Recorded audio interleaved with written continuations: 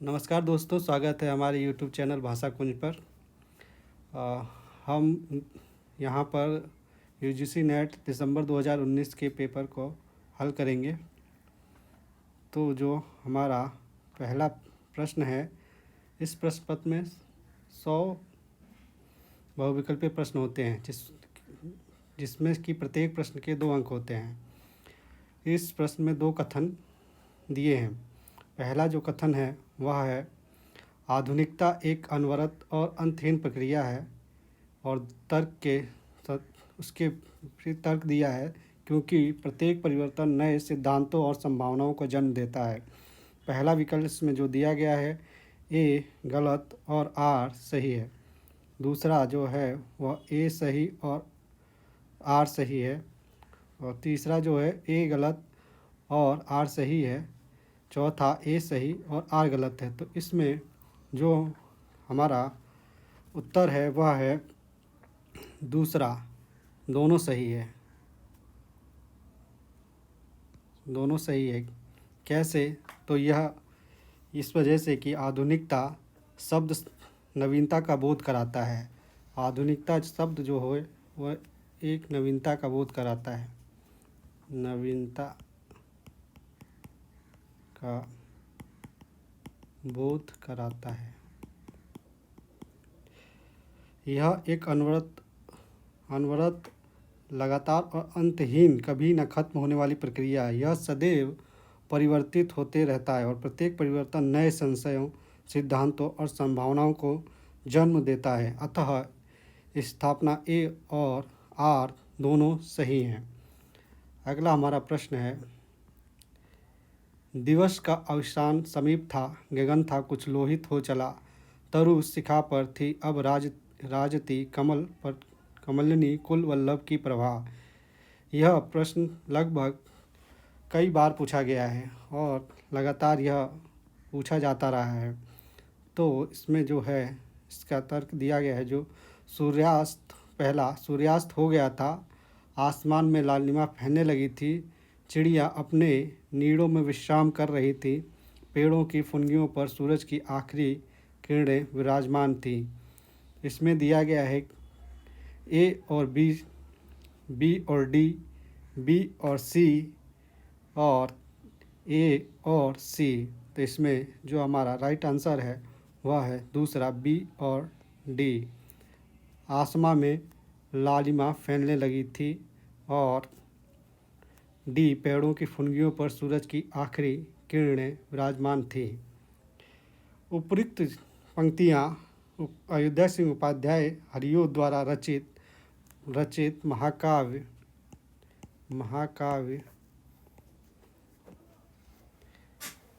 प्रिय प्रवास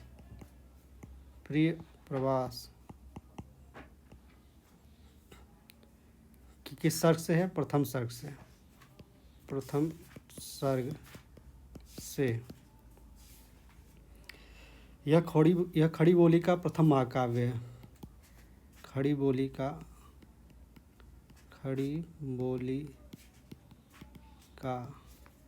प्रथम महाकाव्य।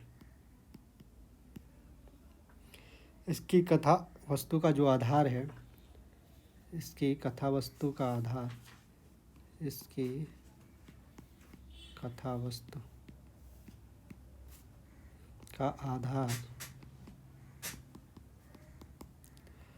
आधार श्रीमद् भागवत का 10वां स्कंद है। श्रीमद् भागवत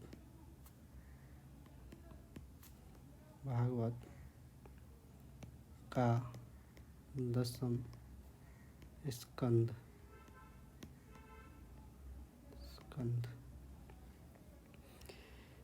इन पंक्तियों में काल का वर्णन है, संध्या काल का वर्णन है। इन पंक्तियों में संध्या काल का वर्णन है। ये कुछ बातें इससे रिलेटेड थे जो आपको बताना ज़रूरी था, और यह जानना भी ज़रूरी है कि इससे संबंधित क्या चीज़ें हैं। और यह प्रश्न यह आपके एग्ज़ाम में पूछा भी जाता है। अगला जो हमारा प्रश्न है वह है, एक सेकंड,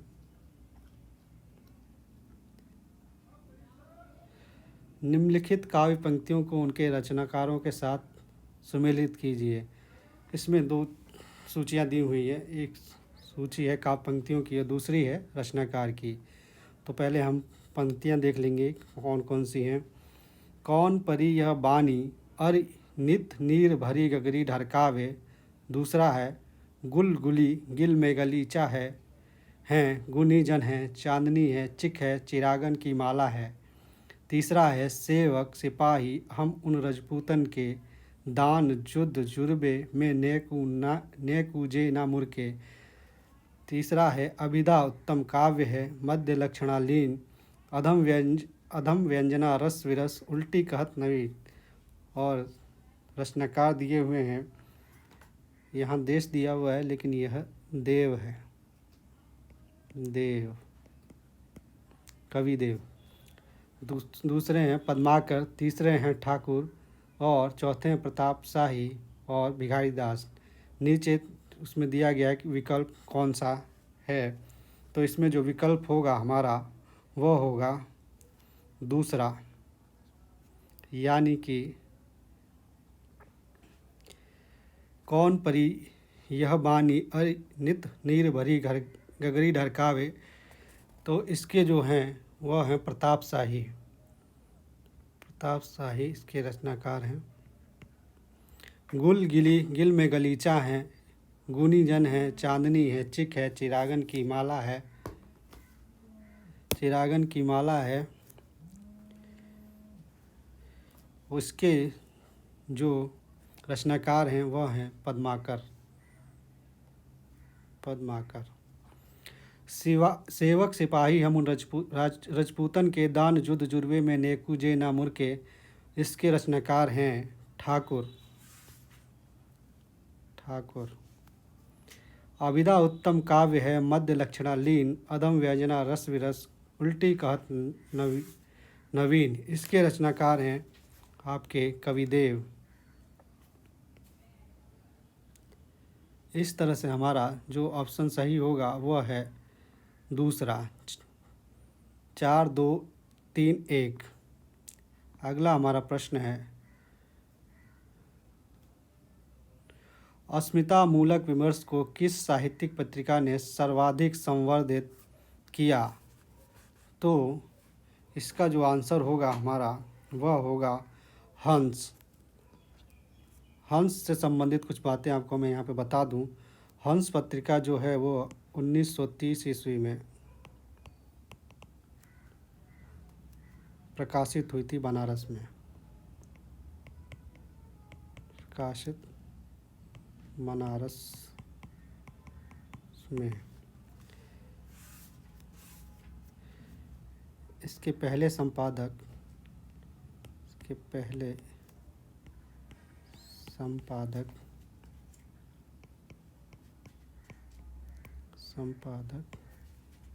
प्रेमचंद जी थे, प्रेमचंद जी।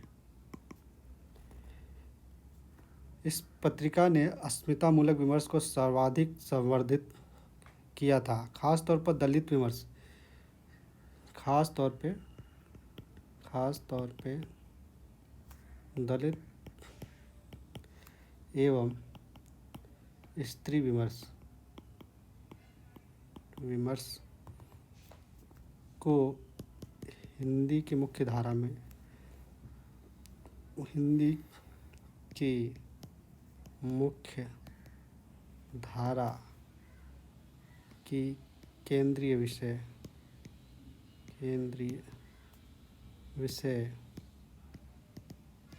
से बना देने में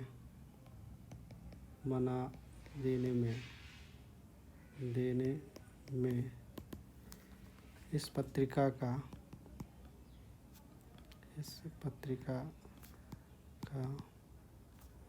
महत्वपूर्ण योगदान था। तो यह हंस पत्रिका से संबंधित कुछ बातें थी जो आपके एग्ज़ाम में पूछी जा सकती हैं। इनको ध्यान में रखना थोड़ा ज़रूरी था, इसलिए मैंने आपको बता दिया। अगला हमारा प्रश्न होगा, पहले इसको हटा लेते हैं।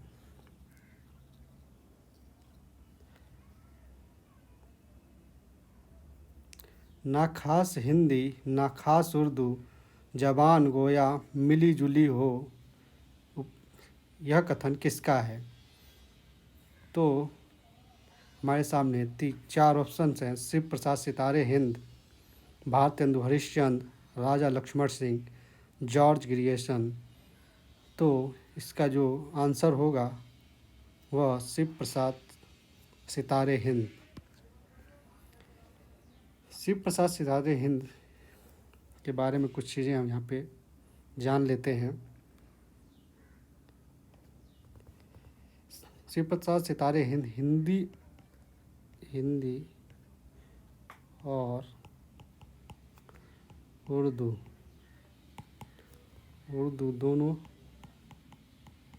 दोनों के पक्षधर थे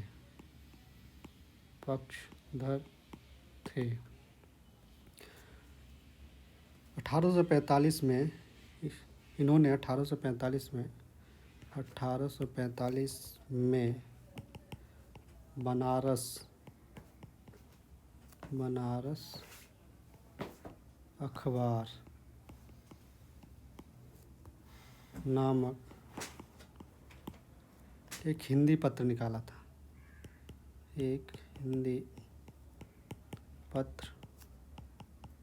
था।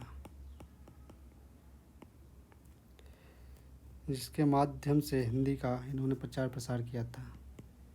जिसके माध्यम से इन्होंने हिंदी का प्रचार प्रसार किया था। परंतु इसमें फ़ारसी अरबी शब्दों की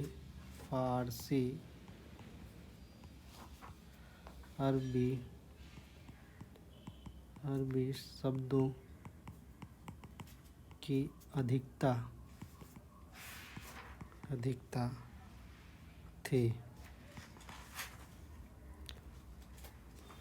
इस तरह से शिव प्रसाद सितारे हिंद से संबंधित कुछ महत्वपूर्ण जानकारियाँ मैंने आप लोगों के बीच साझा की, जो आपके एग्ज़ाम में पूछी जा सकती थी। अगला हमारा प्रश्न रहेगा,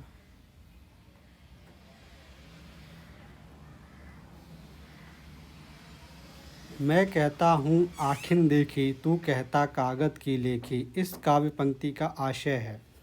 तो जो आशय दिए हैं वो है, नंबर 1, प्रत्यक्ष ज्ञान और पुस्तकीय ज्ञान एक ही है। प्रत्यक्ष ज्ञान को ही पुस्तकों में लिखा जाता है। प्रत्यक्ष ज्ञान पुस्तकीय ज्ञान से हीन है। स्वानुभव शास्त्रीय ज्ञान से बड़ा है। तो इसमें जो हमारा आंसर होगा वह होगा चौथा, स्वानुभव शास्त्रीय ज्ञान से बड़ा है। इसके बारे में कबीर का कहना है, कबीर ने शास्त्रीय ज्ञान की अपेक्षा अनुभव जन्य ज्ञान को वरीयता दी है। वे कहते हैं कि मैं अनुभव, ये उनका कथन है, जो हमें कथन देख लेना चाहिए क्या है कथन। मैं अनुभव जन्य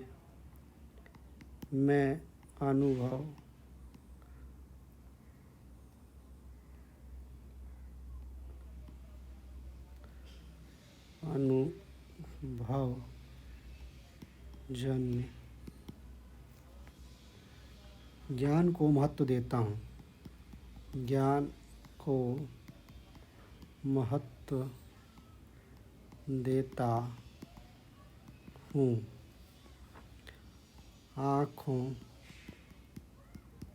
आँखों देखी बात पर विश्वास करता हूँ। आँखों देखी बात पर विश्वास करता हूँ। और उसी को कहता भी हूँ, और उसी उसी को कहता भी हूँ। जबकि तुम शास्त्र को प्रमाणिक मानते हो, जबकि जबकि तुम शास्त्र को प्रमाणिक प्रमाणिक मानते हो और कागज़ की लिखी बात पर यकीन करते हो, और कागज़ की लिखी बात पर यकीन करते हो। कबीरदास। इस तरह से हम कबीरदास ने इस कथन के बारे में जो कहा है वह यहाँ पे मैंने दर्ज कर दिया है, जो आपके एग्ज़ाम में पूछा जा सकता है। इसलिए इसको नोट डाउन कर सकते हैं आप। फिर मैं आगे बढ़ता हूँ।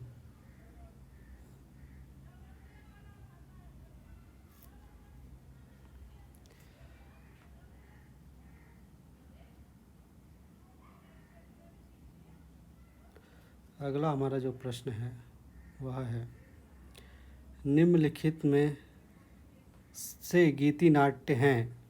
तो ऑप्शन में है अग्निलिक, उन्मत्त, नेपथ्य राग, त्रिशंकु, और उसके ऑप्शन दिए हैं पहला बी और सी, दूसरा ए और बी, तीसरा ए और डी, और चौथा ए और सी। तो सबसे पहले हम गीति नाट्य इसमें से देखेंगे कौन कौन से हैं। तो जो गीति नाट्य हैं वो हैं ए सबसे पहला अग्निलिक, दूसरा बी उन्मुक्त। यह दोनों गीति नाट्य हैं। तो इस तरह से हमारा जो ऑप्शन सही होगा वह होगा ए और बी, राइट आंसर। अगला हमारा प्रश्न है, भारतीय संविधान के किस अनुच्छेद के अनुसार उच्चतम न्यायालय तथा न्यायालय में सब कार्यवाहियाँ अंग्रेजी भाषा में होंगी। तो पहला ऑप्शन है हमारा अनुच्छेद 343, अनुच्छेद 344, अनुच्छेद 348, और तीसरा है अनुच्छेद 346। तो इस तरह से हमारा जो आंसर होगा इसमें से वह होगा अनुच्छेद 348। एक हो गया है, ये आपका चौथा आंसर है, लेकिन ये तीसरा है, तीसरा चौथा। राइट आंसर आपका तीसरा होगा, अनुच्छेद 348। तो अनुच्छेद 348 में क्या कहा गया है ये हम देख लेते हैं, जानना जरूरी है। उच्चतम न्यायालय तथा उच्च न्यायालय में सब कार्यवाहियाँ अंग्रेजी भाषा में होंगी, जो कि ऊपर लिखा हुआ है, यही पूछा था। और 343 में क्या कहा गया है, 343 में कहा गया है संघ की राजभाषा, संघ की राजभाषा हिंदी और लिपि देवनागरी होगी। हिंदी और लिपि देवनागरी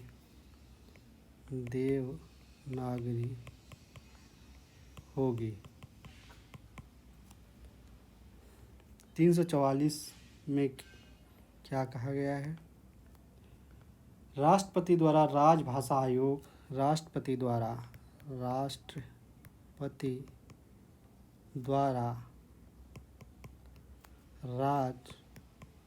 राजभाषा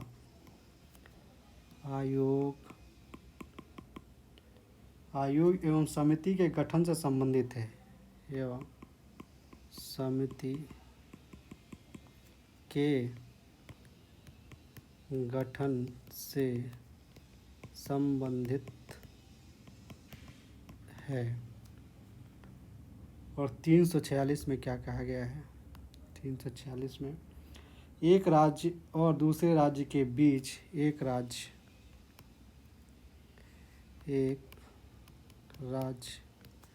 और दूसरे राज्य के बीच या किसी राज्य और संघ या किसी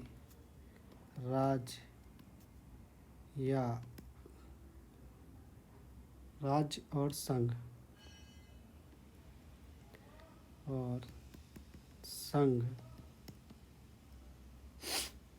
के बीच पत्र आदि की राजभाषा होगी। के बीच पत्र आदि की राजभाषा होगी।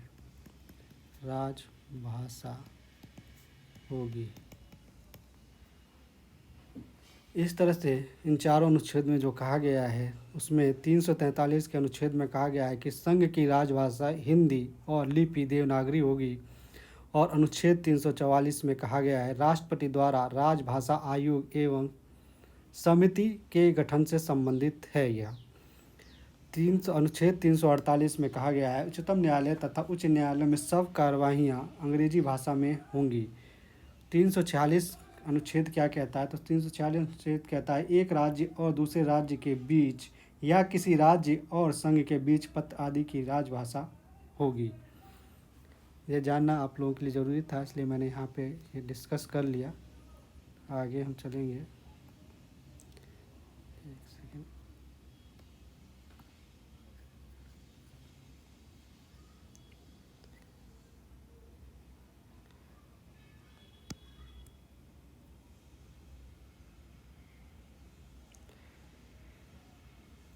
अगला जो प्रश्न है हमारा, हिंदी में प्रचलित सिफारिश किस भाषा का शब्द है? और इसके जो 4 ऑप्शन हैं वह हैं हिंदी, अरबी, फारसी एवं तुर्की। तो जो हमारा राइट आंसर होगा वह होगा अरबी।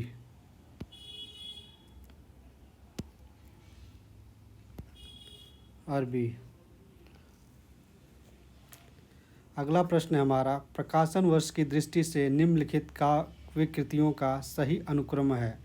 तो जो हमारा पहला ऑप्शन है वह है विष्णुप्रिया, कुकुरमुत्ता, चाँद का मुँह टेढ़ा है, आंगन के पार द्वार। दूसरा है कुकुरमुत्ता, विष्णुप्रिया, आंगन के पार द्वार, चाँद का मुँह टेढ़ा है। तीसरा है आंगन के पार द्वार, चाँद का मुँह टेढ़ा है, विष्णुप्रिया, कुकुरमुत्ता। और चौथा है चाँद का मुँह टेढ़ा है, विष्णुप्रिया, कुकुरमुत्ता, आंगन के पार द्वार। तो इस प्रश्न में हमें यह पता होना चाहिए कि ये काव्य कृतियाँ कब कब आई हैं। तो सबसे पहले हम देखेंगे कि कुकुरमुत्ता कब आया है। तो कुकुरमुत्ता का जो समय है वह है 1942। विष्णुप्रिया का जो समय है वो है 1957।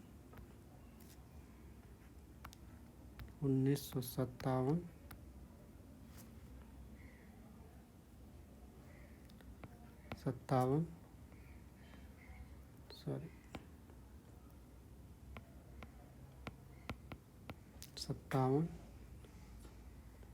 आंगन के पार द्वार का समय है 1961 और चाँद का मुँह टेढ़ा है 1964। इनके हम राइटरों को भी देख लें तो जो कि विष्णुप्रिया के जो राइटर हैं, लेखक हैं, वह हैं मैथिली शरण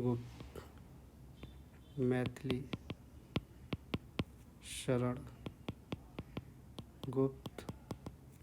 कुकुरमुत्ता के सूर्यकांत त्रिपाठी निराला। आंगन के पार द्वार के आगे और चाँद का मुँह टेढ़ा है के मुक्ति भवन। तो इसका जो सही उत्तर होगा वह होगा दूसरा, कुकुरमुत्ता। कुकुरमुत्ता सबसे पहले आया है 1942 में। इसका क्रम देख लेते हैं। 1942 में, फिर उसके बाद आया है विष्णुप्रिया 1957 में। फिर चाँद का मुँह टेढ़ा है, फिर चाँद का मुँह टेढ़ा है। नहीं, उससे पहले आएगा आंगन के पार द्वार 1961 में। 1961 में, फिर चाँद का मुँह टेढ़ा 1964 में। इस तरह से हम देख सकते हैं कि इसका आंसर जो है वह दूसरा होगा, कुकुरमुत्ता, विष्णुप्रिया, आंगन के पार द्वार, चाँद का मुँह टेढ़ा।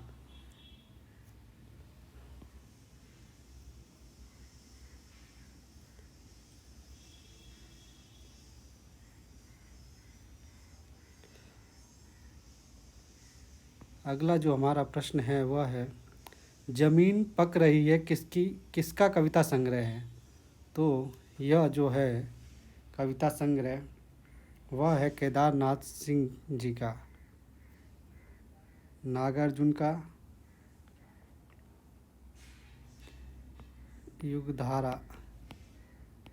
युगधारा सतरंगे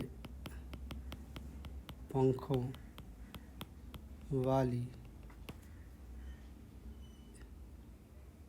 पुरानी जूतियों का कोरस, पुरानी जूतियों का कोरस आदि। नरेश मेहता का देखेंगे तो, बन पाखी सुने, बन पाखी सुने, बोलने दो चीड़ को, संशय की एक रात आदि। केदारनाथ अग्रवाल का, फूल नहीं रंग बोलते हैं, फूल नहीं रंग बोलते हैं, नींद के बादल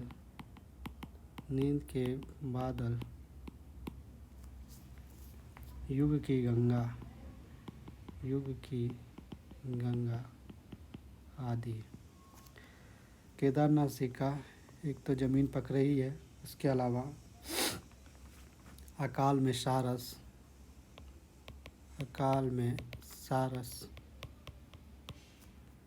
अभी बिल्कुल अभी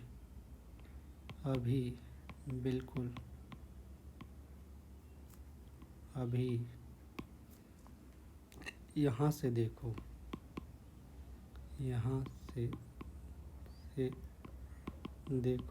आदि। ये कुछ उनके कविता संग्रह थे जिनको मैंने कुछ नाम यहाँ पे आपको बता दिए हैं जो परीक्षा की दृष्टि से महत्वपूर्ण है।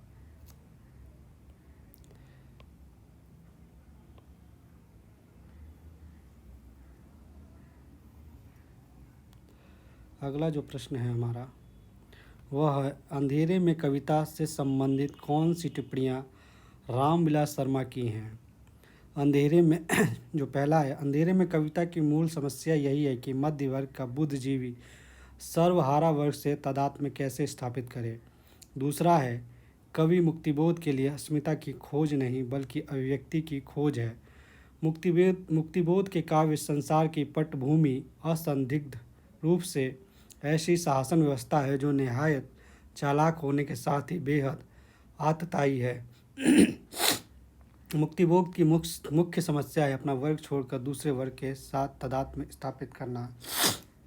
इनसे संबंधित निम्नलिखित विकल्प दिए हुए हैं, जैसे कि ए और बी, बी और सी और डी, ए और डी। तो हम देखेंगे कि इसमें से कौन सा सही है। तो जो है इसमें सही होगा वह होगा ए, अंधेरे में कविता की मूल समस्या यही है कि मध्य वर्ग का बुद्धिजीवी सर्वहारा वर्ग से तादात्म्य कैसे स्थापित करे। और देखेंगे तो इसमें तीसरा, मुक्तिबोध की मुख्य समस्या अपना वर्ग छोड़कर दूसरे वर्ग के साथ तादात्म्य स्थापित करना है। इस तरह से जो हमारा आंसर होगा वह होगा ए और डी।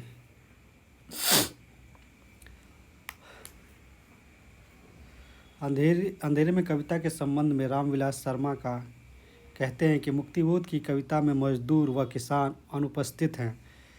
इसे वे मुक्तिबोध की मुख्य समस्या के रूप में देखते हैं। उनकी समझ में ऐसी समस्या अपने वर्ग को छोड़कर दूसरे वर्ग से तादात्म्य स्थापित करने से आती है। मध्य वर्ग का बुद्धिजीवी सर्वहारा वर्ग से तादात्म्य स्थापित करना ही अंधेरे में कविता की मूल समस्या भी है। अगला जो हमारा प्रश्न है वह है, रचनाकाल के अनुसार निम्नलिखित कवियों का सही अनुक्रम बताएं। तो हमारे सामने 4 ऑप्शंस हैं और उसमें से हमें किसी एक को देखना है कि आंसर कौन सा सही है। तो सबसे पहले हम इनके उसको देखेंगे कि कौन सी कृति कौन से सन में आई है या ईस्वी में आई है। तो नहीं, कवियों का क्रम, कवियों का समय देखेंगे क्या है। तो सराफा का जो समय है वह है 769 ईस्वी। लुइपा का जो समय है वह है 773 ईस्वी। पुष्पदंत का जो समय है वह है 10वीं शताब्दी या सती। अद्दामाड़ का जो समय है वह है 12वीं सती। तो जो हमारा आंसर होगा वह होगा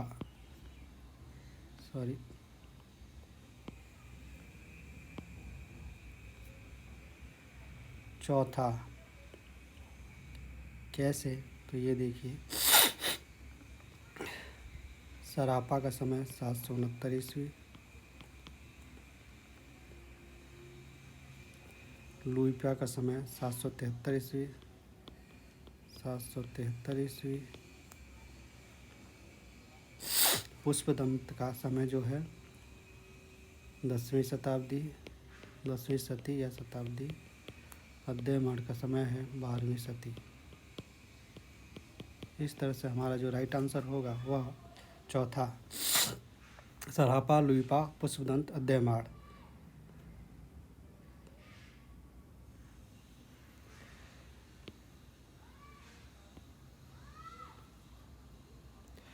अगला हमारा प्रश्न है, निम्नलिखित में से डायरी साहित्य है।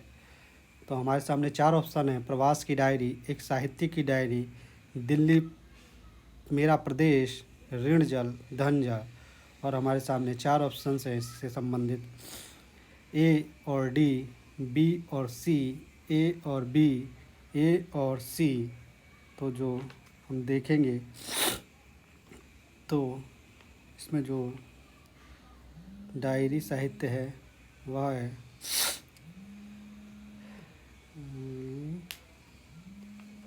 ए, प्रवास की डायरी, दूसरा है दिल्ली प्रदेश। तो इस तरह हमारा जो आंसर होगा ए और सी, चौथा। प्रवास की डायरी एक डायरी विधा है। यहाँ कुछ चीज़ें मैं आपको बता दूँ, ये डायरी विधा है, डायरी विधा। ये हरिवंश राय बच्चन की है, हरिवंश राय बच्चन। एक साहित्य की डायरी, यह भी डायरी विधा है, डायरी विधा है। इसके रचनाकार हैं रघुवीर सहाय। दिल्ली प्रदेश,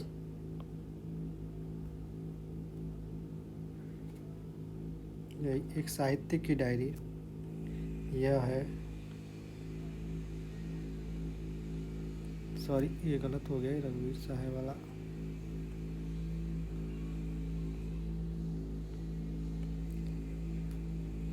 एक साहित्यिक की डायरी, ये निबंध है, निबंध है, और ये निबंध है मुक्तिबोध का, मुक्तिबोध का। दिल्ली प्रदेश, यह डायरी विधा है, डायरी विधा। और इसके राइटर हैं रघुवीर सहाय, रघुवीर सहाय। और ऋण जंधल, यह रिपोर्टाज है, रिपोर्टाज है फणीश्वर नाथ रेणु का, फणीश्वर नाथ रेणु का। इस तरह से कुछ बातें मैंने आपको बता दी हैं जो परीक्षा की दृष्टि से बहुत महत्वपूर्ण है। अगला प्रश्न हमारा होगा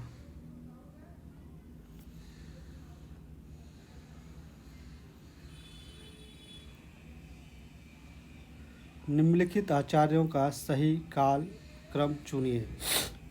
तो सबसे पहले हमें इनके कालक्रम को देखना होगा कि क्या कालक्रम है।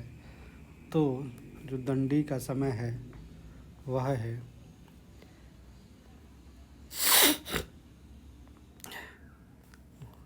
रुइयक का, देखें पहले से ही देखते हैं।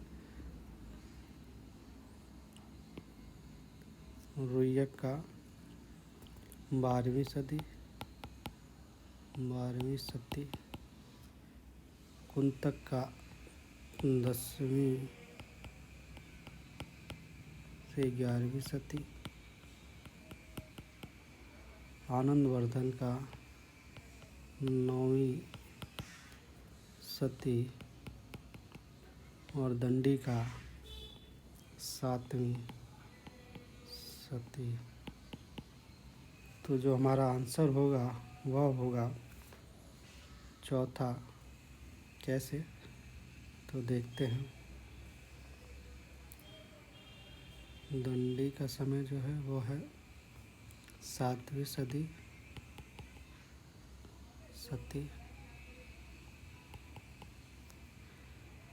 और आनंदवर्धन का समय है 9वीं सदी, 9वीं सदी। कुंतक का जो समय है वह है 10वीं 11वीं सदी, 10वीं, ये 9वीं सदी।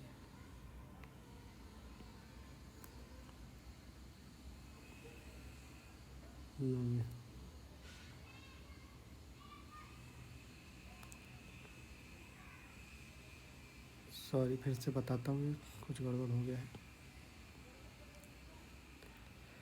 दंडी का जो समय है वह है 7वीं सदी, 7वीं सदी। आनंदवर्धन का जो समय है वह है 9वीं सदी, 9वीं सदी। कुंतक का जो समय है वह है 10वीं 11वीं, 11वीं सदी। और रुइयक का जो समय है वह है 12वीं सदी। इस तरह से हमारा चौथा आंसर सही है। दंडी ने जो काव्य शास्त्रीय ग्रंथ लिखा है उसका नाम है काव्यादर्श, काव्यादर्श।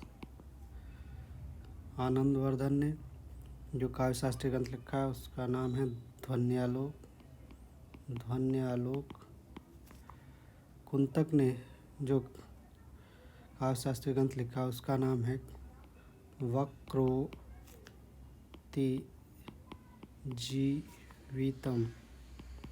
वक्रोतिजीवितम। और रुइयक का जो है काव्य शास्त्रीय ग्रंथ अलंकार सर्वस्व, अलंकार सर्वस्व। इस तरह से हम इस प्रश्न को देख सकते हैं, इसका राइट आंसर और कुछ इससे जुड़ी महत्वपूर्ण बातें।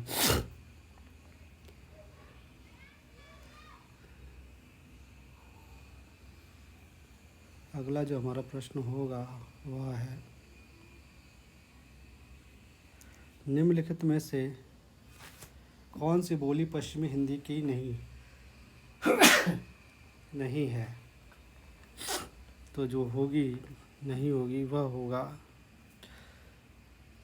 मगही,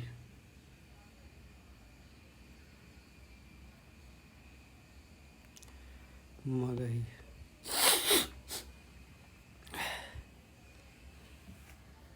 कन्नौजी जो बोली जाती है उसका क्षेत्र है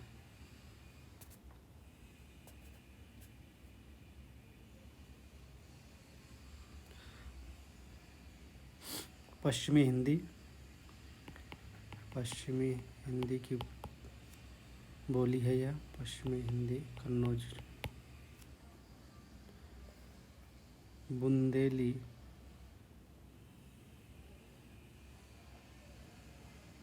बुंदेली भी पश्चिमी हिंदी है। ब्रज भाषा भी पश्चिमी हिंदी है। और मगही जो है वह बिहारी हिंदी इसलिए हमारा जो राइट आंसर होगा वो मगही होगा।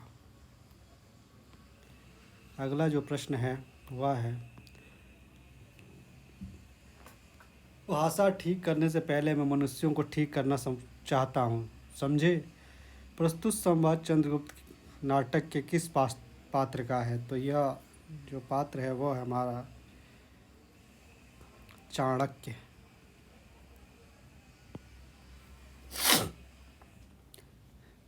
जो पूरा कथन है वह है भाषा ठीक करने से पहले मैं मनुष्यों को ठीक करना चाहता हूँ, समझे। जो कि ऊपर दिया हुआ है वह रुचि का संवाद जो है वह है अत्याचार की चिंगारी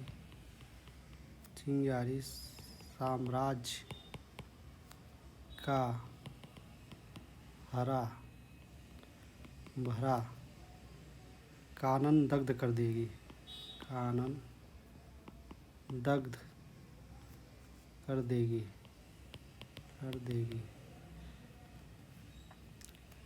चंद्रगुप्त का जो संवाद है वह है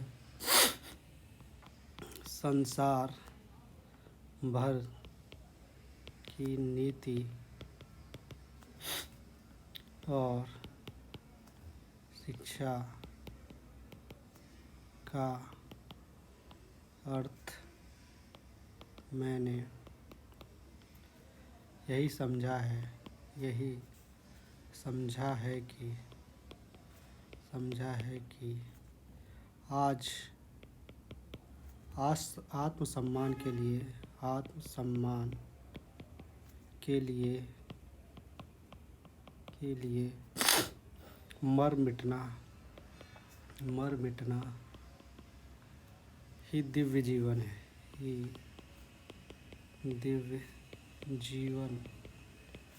है।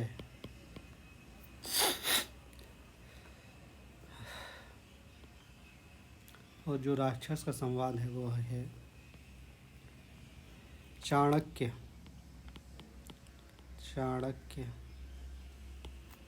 विलक्षण बुद्धि का ब्राह्मण है।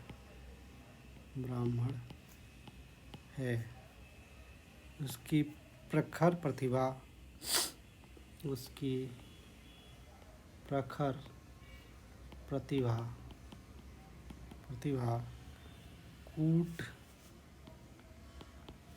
कूट राजनीति के साथ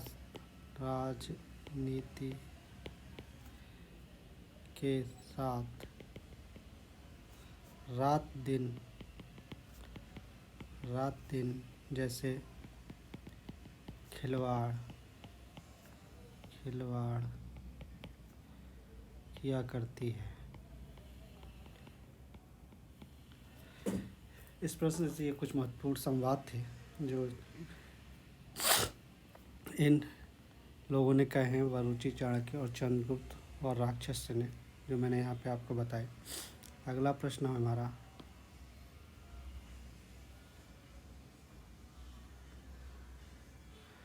जेहि पंखी के नियर होई, कही विरह के बात, सोई पंखी जाय जरी, तरीवर होई निपात। ऊहात्मकता के अतिरिक्त उक्त पंक्तियों में से व्यक्त भाव की क्या विशेषता है? तो इसका जो आंसर होगा वो होगा तीसरा। इसमें विरह ताप के वेदनात्मक स्वरूप की अत्यंत विशद व्यंजना की गई है। यह प्रस्तुत पंक्ति मलिक मोहम्मद जायसी की है। मलिक मोहम्मद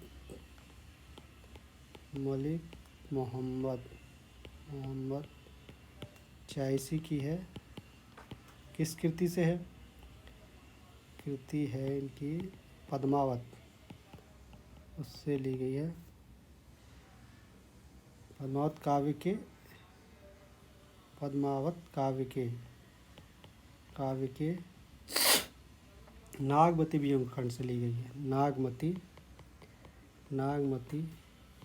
वियोग खंड से ली गई है।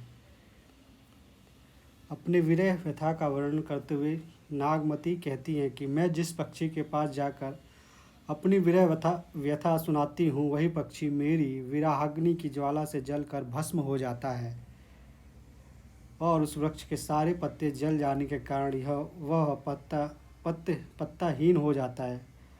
अतः स्पष्ट है कि इन पंक्तियों में ऊहात्मकता के अतिरिक्त विरह ताप के वेदनात्मक स्वरूप की अत्यंत विशद व्यंजना की गई है। अगला जो हमारा प्रश्न है वह है, आनंदवर्धन ने किस काव्य को ध्वनि कहा है?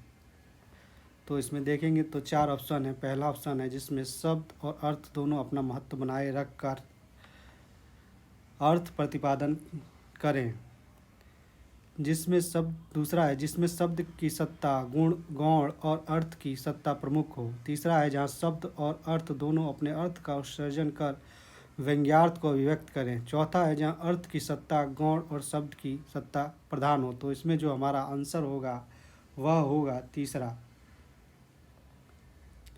तीसरा, जहाँ शब्द और अर्थ दोनों अपने अर्थ का उत्सर्जन कर व्यंग्यार्थ को अभिव्यक्त करते हैं। आचार्य आनंदवर्धन ध्वनि संप्रदाय के प्रवर्तक हैं। कुछ बातें आनंदवर्धन से। ध्वनि संप्रदाय के प्रवर्तक।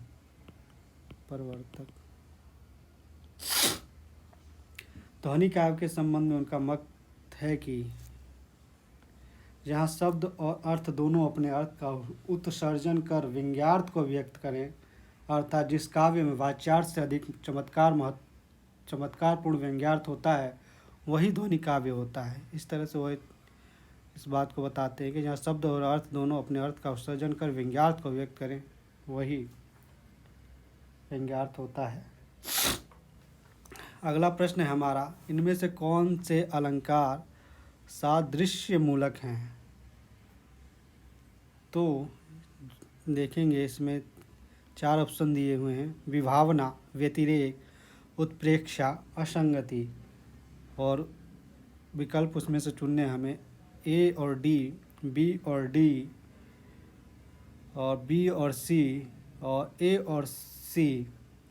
तो जो हमारा राइट आंसर होगा वह होगा बी और सी। व्यतिरेक उत्प्रेक्षा।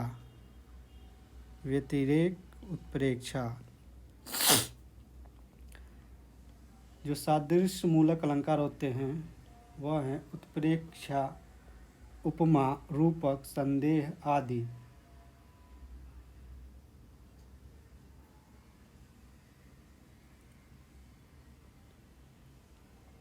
अगला हमारा प्रश्न है, श्रद्धा और ईड़ा से संबंधित मुक्तिबोध के सही कथन कौन से हैं? तो जो ऑप्शंस हैं वह हैं, ईड़ा का व्यक्तित्व सामाजिक सार्वजनिक महत्व से विन्यस्त है। श्रद्धा के पास कोई अपना सार्वजनिक जीवन नहीं है। ईड़ा बुद्धिवाद का प्रतीक है।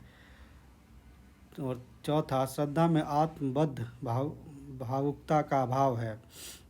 और उससे निम्नलिखित में से विकल्प चुनने के लिए दिए गए हैं। ए, बी और सी ए और बी और सी और डी और ए और डी, तो हमारा जो राइट आंसर होगा वो होगा ए और बी। ए और सॉरी ए और बी। ए ईड़ा का व्यक्तित्व सामाजिक सार्वजनिक महत्व से विन्यस्त है। बी श्रद्धा के पास कोई अपना सार्वजनिक जीवन नहीं है। तो हमारा राइट आंसर यहाँ हो जाएगा ए और बी। किस में है? चौथे में नहीं, दूसरे में। इससे संबंधित थोड़ी सी बात मैं आपको बता दूं। श्रद्धा और ईड़ा जयशंकर प्रसाद द्वारा रचित महाकाव्य कामायनी की प्रमुख पात्र है। कामायनी एक पुनर्विचार में मुक्तिबोध ने इन पौराणिक पात्रों को उनकी परंपरागत सत्ता से अलग हटकर विशुद्ध मानव चरित्र के रूप में प्रस्तुत किया है। उन्होंने एक और जहां ईड़ा के संबंध में लिखा है कि ईड़ा का व्यक्तित्व सामाजिक सार्वजनिक महत्व से विन्यस्त है, वहीं श्रद्धा के बारे में लिखते हैं कि श्रद्धा के पास कोई अपना सार्वजनिक जीवन नहीं है। अगला प्रश्न है हमारा, संज्ञा अथवा सर्वनाम के जिस रूप से उसका संबंध वाक्य के किसी दूसरे शब्द के साथ प्रकाशित होता है उसे क्या कहते हैं? 4 ऑप्शन है हमारे सामने। विकृत, अव्यय, कारक, संबंध सूचक, क्रिया, विशेषण। तो हमारा जो राइट आंसर होगा वह होगा कारक।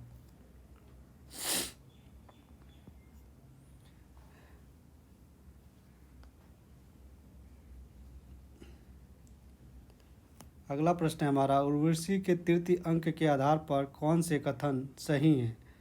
तो पहला होगा हमारा जो ऑप्शन ए, शक्तिशाली और दुर्धर्ष पुरुष भी सुंदरियों के कटाक्ष से आहत हो जाते हैं। उर्वशी मानवीय है। उर्वशी कहती है कि यह देव भाव भ्रांति है। पूर्वा के अनुसार मत्तर मानव को देवता कहा जा सकता है। विकल्प है हमारे ए और बी, ए और डी, बी और सी और ए और सी। तो हमारा जो आंसर होगा वह होगा ए और सी। ए मतलब शक्तिशाली और दुर्धर्ष पुरुष भी सुंदरियों के कटाक्ष से आहत हो जाते हैं। सी, उर्वशी कहती है देव भाव भ्रांति है। उर्वशी जो लिखी हुई रचना है वो रामधारी सिंह दिनकर की है, दिनकर की। और काव्य नाटक है यह, काव्य नाटक है। 1961 में प्रकाशित हुई थी, 1961 में। इस काव्य नाटक में दिनकर जी ने उर्वशी और पूर्वा के प्राचीन आख्यान को आधार बनाकर उसे नए ढंग से प्रस्तुत किया है। इस कृति के लिए उन्हें 1972 में दिनकर जी को 1972 में उर्वशी के लिए ज्ञानपीठ पुरस्कार मिला था। 1972 में ज्ञानपीठ पुरस्कार मिला था। यह 5 नाटकों में विभक्त है। यह 5 नाटकों में विभाजित है।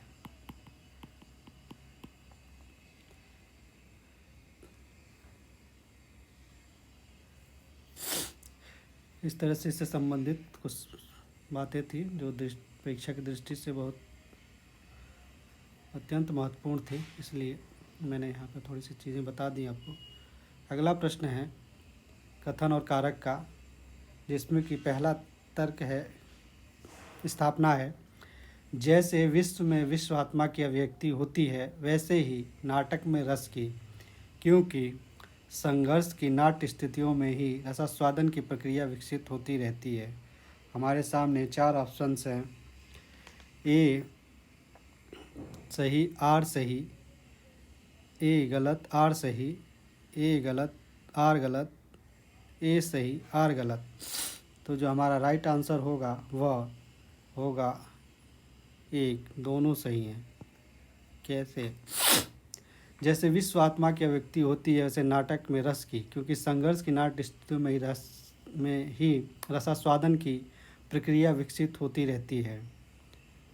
रस के संबंध में ब्रह्मानंद की कल्पना का मूल स्रोत तैत्तिरीय उपनिषद है। रसे वही सह कहकर इस उपनिषद में ब्रह्म को ही आनंद या रस रूप बताया गया है। जैसे विश्व में विश्वात्मा की अभिव्यक्ति सर्वोपरि होती है, वैसे ही नाटक में रस की महत्ता सर्वाधिक होती है। भरत मुनि के अनुसार विभाव, अनुभाव तथा व्यभिचारी भावों के संयोग से रस की उत्पत्ति होती है। काव्य पठन, श्रवण अथवा अभिनय दर्शन से जो अलौकिक आनंद उत्पन्न होता है उसे रस कहते हैं। रस की उत्पत्ति काव्य या नाटक में वर्णित मनोविकार अथवा भाव से होता है। विभिन्न प्रयत्न अथवा संघर्ष की नाट्य स्थितियों में ही रसास्वादन की प्रक्रिया विकसित होती रहती है, जिसका अनुभव पाठक अथवा श्रोता अथवा दर्शक के हृदय में होता है। अगला हमारा जो प्रश्न है वह है, उत्तर कांड के कलयुग प्रसंग में तुलसीदास ने लिखा है। क्या लिखा है? 4 ऑप्शन है। आचारहीन और वेद विरोधी लोग ज्ञानी और सन्यासी कहलाएंगे। बी है, माता पिता अपने बच्चों को मानव धर्म की शिक्षा देंगे। पत्नी के मर जाने और घर गृहस्थी गलत लिखा हुआ है यहाँ पे, गृहस्थी और संपत्ति के नष्ट हो जाने के बाद लुटे पिटे लोग ही संन्यास ग्रहण करेंगे। कलयुग में अच्छा समय होगा और लोग सुखी होंगे। इसके विकल्प हैं ए और सी, बी और सी, ए और डी, बी और डी। तो जो हमारा राइट आंसर होगा वह होगा ए,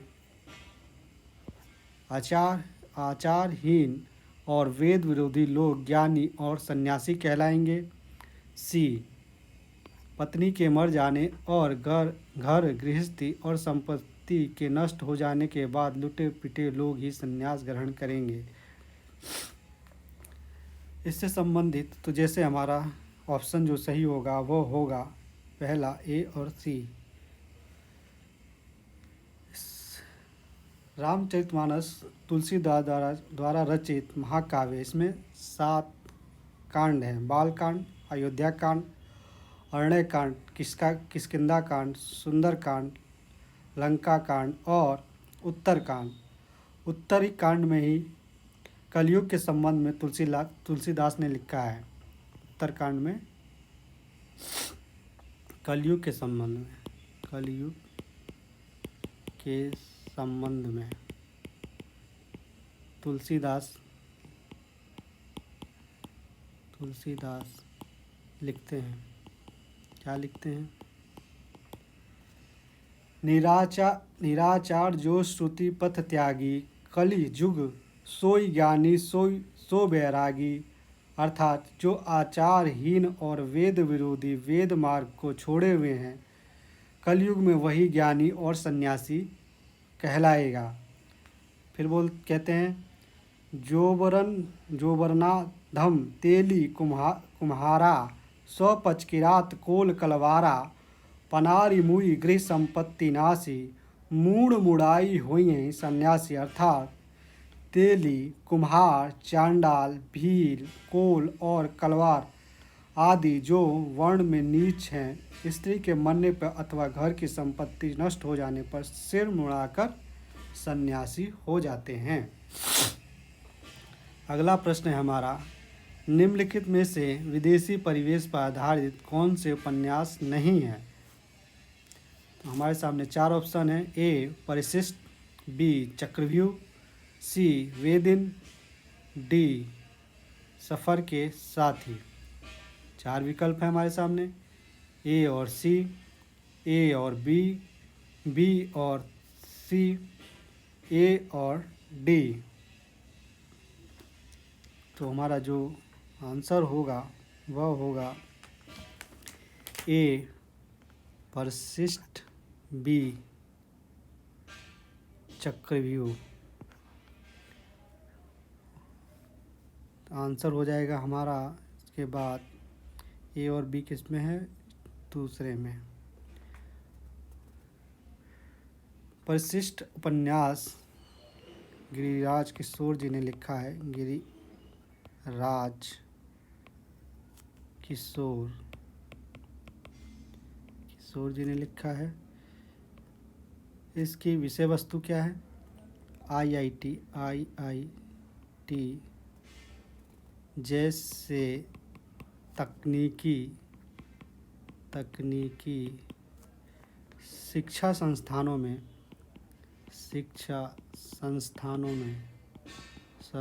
में दलित विरोधी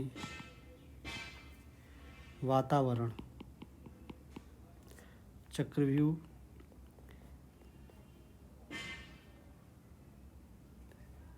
इसका नहीं कुछ पता है। वे दिन में यह है निर्मल वर्मा का। इसकी विषय वस्तु क्या है? एक भारतीय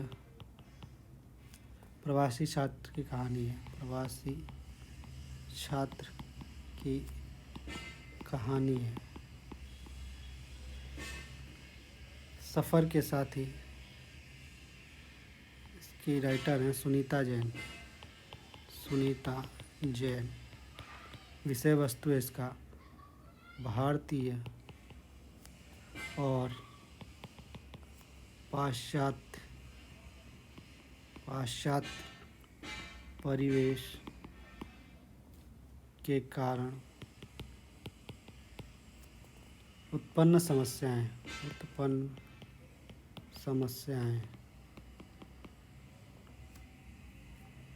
ये कुछ बातें थी जो आपको जानना जरूरी था, जो मैंने आपको बता दी हैं।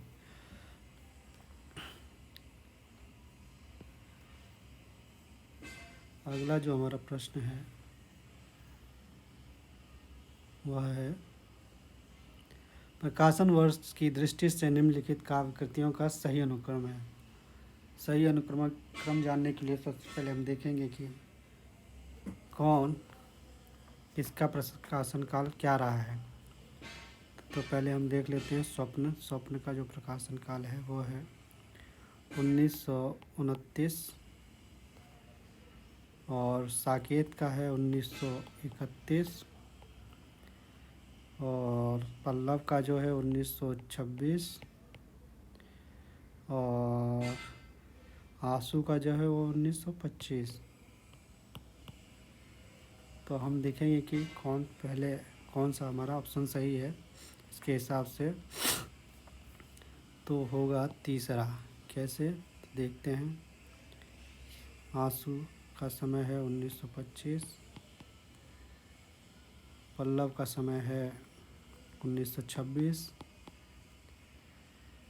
और स्वप्न का समय है 1929 और आंसू का समय, साकेत का समय है 1931। आंसू किसका है? जयशंकर प्रसाद जी का।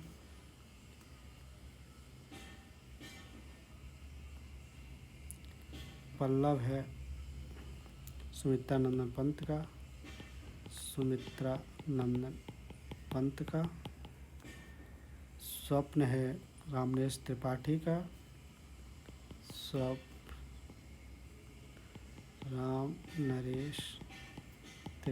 का। साकेत आप जानते ही होंगे मैथिली शरण गुप्त जी का। ये कुछ चीज़ें थी जो मैंने आपके साथ डिस्कस कर ली। अगला हमारा प्रश्न है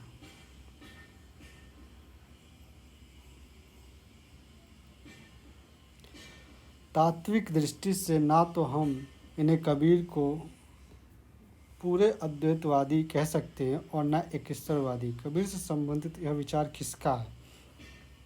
तो यह जो विचार है यह है आपके रामचंद्र शुक्ल जी का।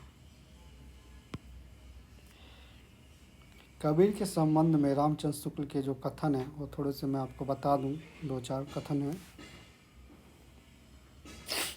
तात्विक दृष्टि से ना तो हम इन्हें यानी कि कबीर को पूरे अद्वैतवादी कह सकते हैं और न एकेश्वरवादी। दूसरा कथन इनका, प्रतिभा उनमें यानी कि कबीर में बड़ी प्रखर थी। तीसरा है, कबीर तथा अन्य निर्गुण पंथी संतों के द्वारा रागात्मिका भक्ति और ज्ञान का योग तो हुआ है, पर कर्म की दिशा वही रही जो नाथ पंथियों के यहाँ रही। चौथा है, कबीर ने अपनी झाड़ फटकार के द्वारा हिंदुओं और मुसलमानों का कट्टरपन दूर करने का जो प्रयास किया है वह अधिकतर चिढ़ाने वाला सिद्ध हुआ है, हृदय को स्पर्श करने वाला नहीं। कबीर के संबंध में ये कुछ कथन थे जो मैंने आपको, रामचंद्र जी के कथन थे, रामचंद्र शुक्ल जी के, जो मैंने आपको बताए। अगला जो प्रश्न है हमारा वह है, रामविलास शर्माकृत महावीर प्रसाद द्विवेदी और हिंदी नवजागरण का प्रकाशन काल है। तो इसका जो आंसर है वह है सन 1982। 1977 में महावीर प्रसाद द्विवेदी और हिंदी नवजागरण, 1977 में महावीर प्रसाद द्विवेदी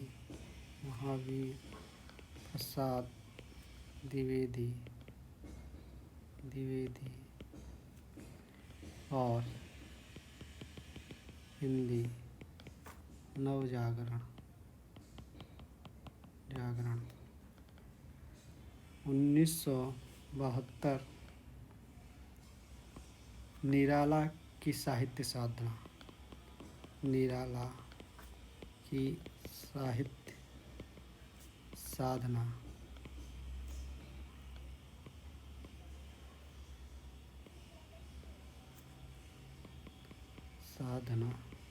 द्वितीय खंड।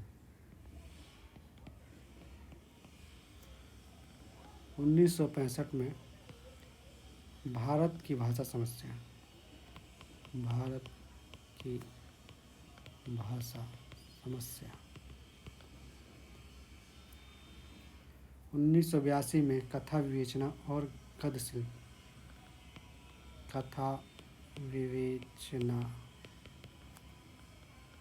और गद्य शिल्प, ये इनकी कुछ कृतियाँ थी जो इस सन में आई थी, उसको मैंने आपको यहाँ पे बता दिया है। अगला जो प्रश्न होगा हमारा वो होगा, आखिरी प्रश्न होगा हमारा ये आज का, वह है, राम तुम मानव हो ईश्वर नहीं हो क्या, विश्व में रमे हुए नहीं सभी कहीं हो क्या, तब मैं निरीश्वर हूँ ईश्वर क्षमा करें, तुम ना रमो तो मन तुम में रमा करे। आधुनिक दृष्टि से प्रेरित मैथिलीशरण गुप्त ने राम के विषय में यह काव्योक्ति किस काव्य ग्रंथ में लिखी है? तो यह जो लिखी है उन्होंने वह है साकेत में। साकेत में पंचवटी में उन्होंने क्या लिखा है? पंचवटी में उन्होंने लिखा है, पंचवटी में उनकी काव्योक्ति है, चारु चंद्र की चंचल किरणें खेल रही हैं जल थल में, स्वच्छ चांदनी बिछी हुई है अवनी और अंबर तल में। नहुस में क्या, कौन सी काव्योक्ति है उनकी? नारायण नारायण साधु नर साधना, इंद्रपद ने भी की उसी की शुभ आराधना, गूंज उठी नारद की वीणा स्वर्ग्राम में, पहुँचते विचरते वे वैजयंती धाम में। विष्णु प्रिया में उनकी काव्योक्ति है, साधन सहज नहीं आप योगियों की भी, आशा फिर भी क्या है सर्वसाधारण के लिए, राम ही कृपा करें तो पार करें उनको। तो ये कुछ पंक्तियाँ थी उनके कुछ काव्य ग्रंथों की जो मैंने आपको बताई। तो आज हम यहीं पर अपनी बात ख़त्म करेंगे, फिर आगे और प्रश्नों को हम लेके आएंगे और आपके साथ डिस्कस करेंगे। तब तक के लिए धन्यवाद।